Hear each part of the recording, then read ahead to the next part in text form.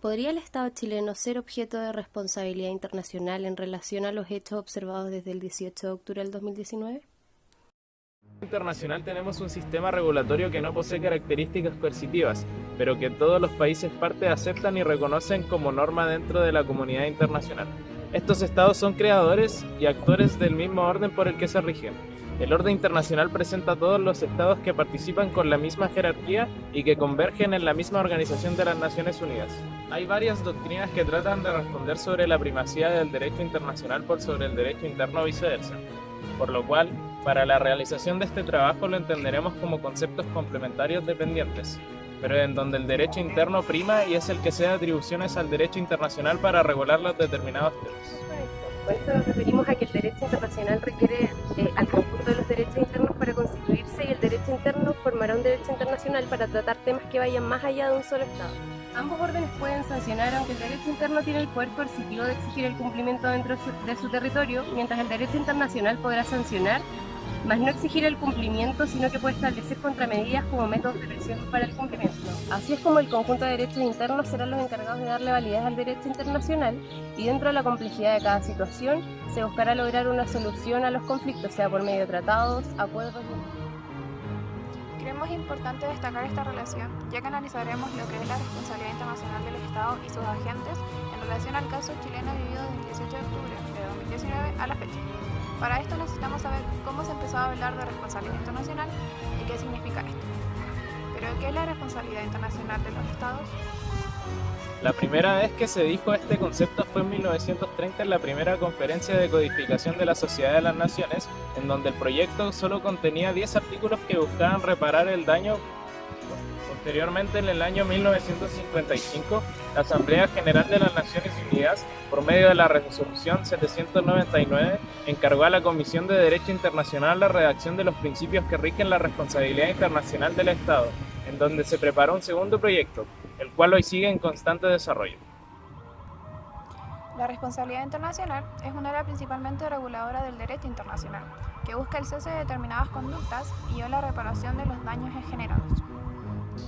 La responsabilidad que en un principio buscaba reparar daños entre Estados, hoy parte desde el punto central que la responsabilidad internacional es otorgable siempre y cuando exista un hecho ilícito o que se evidencien comportamientos que no implican el incumplimiento de una obligación internacional, pero que eventualmente son generadores de daños por los riesgos que implican. Por ejemplo, lo podría ser la violación a los derechos humanos o el daño medioambiental.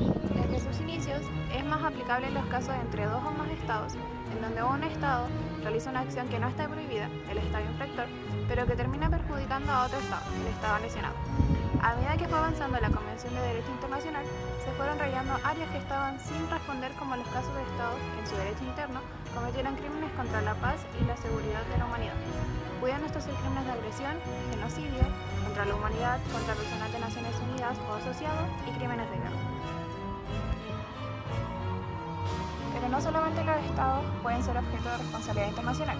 De hecho, la mayoría de las responsabilidades aplicadas han sido individuos que pueden ser agentes de Estado o tienen encomendadas labores ligadas al mismo Estado.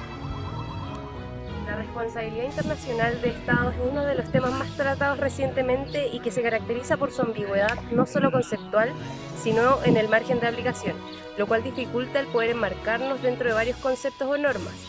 Reconocemos que la norma internacional no se caracteriza por ser completa y enmarcar cada situación frente a la cual se deberá proceder, como lo es en el derecho interno, y que necesita tener una parte abstracta que le dé movilidad al derecho internacional, pudiendo adaptarse a cada situación y así permitiendo su aplicabilidad y validez. Es por esto mismo que la generalidad será profundizada paralelamente en el caso chileno. El día 13 de octubre, los estudiantes chilenos hicieron el llamado a evadir el pago del Metro de Santiago como protesta frente al alza indiscriminada de 30 pesos, alza que posicionó a Chile como el país con la tarifa más alta de transporte. Días después de la masividad de esta evasión, alertó a varios gobernantes municipales de la región, llenando de fuerzas policiales las estaciones de metro y lugares cercanos. Así, el día viernes 18 terminó con una manifestación multitudinaria que daría inicio al estallido social del 2019. Con la consigna que se replicaba de norte a sur de no son 30 pesos, sino que son 30 años. Se dio esta revuelta de día viernes, fue un fin de semana de caos, en donde los medios comunicaban firmemente que la capital ardía y los destrozos tomarían meses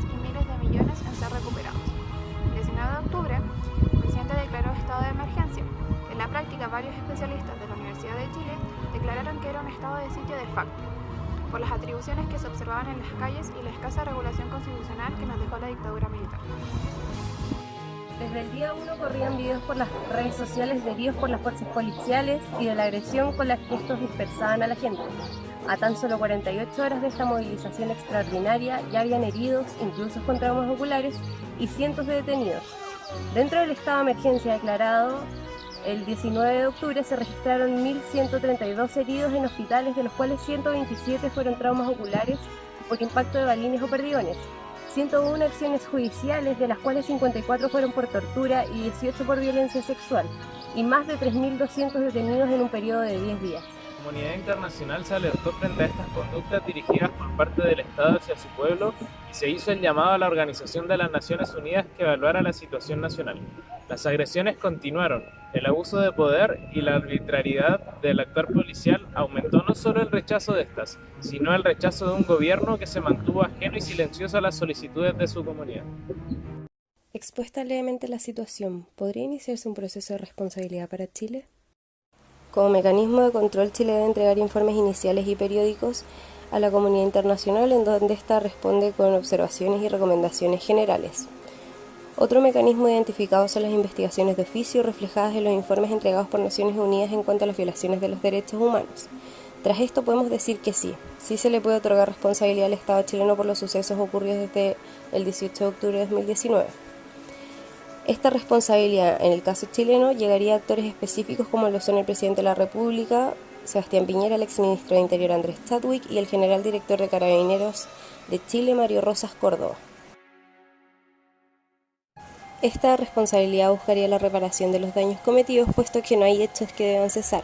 Al contrario, el Estado chileno está incumpliendo una obligación internacional al omitir las obligaciones enmendadas con el mandato que los responsables poseen y al omitir las ratificaciones a los pactos internacionales y no cumplirlos. Para ser presentado ante una comisión respectiva es necesario que lo presente cualquier víctima, por lo menos ante un caso de violación a los derechos, en donde también se deben presentar pruebas para que no se dificulte el proceso. Estas pruebas pueden ser informes de ONU, informes en terreno, imágenes, documentos médicos que aseguren el daño permanente. A través de esto debería admitirse el caso, ingresar al Comité de Derechos Humanos específico para que analice las situaciones y que el mismo dicte la reparación o que el Estado cumpla las obligaciones que debe, aunque solamente esto será obligatorio si los Estados la aceptan como tal, lo cual es bastante incierto. Los hechos ilícitos identificados en los últimos meses del 2019 en Chile son las sistemáticas graves violaciones a los derechos humanos y el coartar la libertad de expresión, sumado a la violencia excesiva que utilizan las fuerzas policiales para reprimir a los manifestantes, en muchos casos provocándoles daños irreversibles. Esto podría ser presentado ante varios comités debido a la gran cantidad de afectados. Estos han sido niños, mujeres, hombres, personas con discapacidades e incluso se han identificado desapariciones forzosas. Esto podría llevar incluso este caso a la Corte Internacional de... En caso de que esto llegara a la CIG, creemos que el Estado buscaría eximirse de la responsabilidad por medio de un estado de necesidad. Planteamos esto según los métodos estudiados y las vías que tiene un Estado para eximirse de esta responsabilidad. Cuando un país presenta el estado de necesidad, lo fundamenta con que no tiene otra opción para mantener la seguridad nacional y debe recurrir a métodos extremos no teniendo otra opción. De acuerdo a nuestro análisis, esto no sería congruente y no debería ser aceptado, puesto que las condiciones están para realizar los cambios, pero no existe voluntad política, sumado a que el funcionamiento del país no se ha visto afectado en ningún momento. En conclusión, creemos que según lo estudiado, la Organización de Naciones Unidas es un sistema muy burocrático que presenta demasiados procesos para poder informar respecto a las situaciones de determinados países, ya que su sistema de comisiones hace difícil lograr que la información llegue a los altos mandos, haciendo dificultoso llegar a esa situación y tener una respuesta efectiva. Por lo tanto, creemos que sí se puede atribuir la responsabilidad al Estado chileno por los hechos evidenciados desde octubre del 2019, pero creemos una situación casi excepcional que se produzca un cambio real en la situación chilena.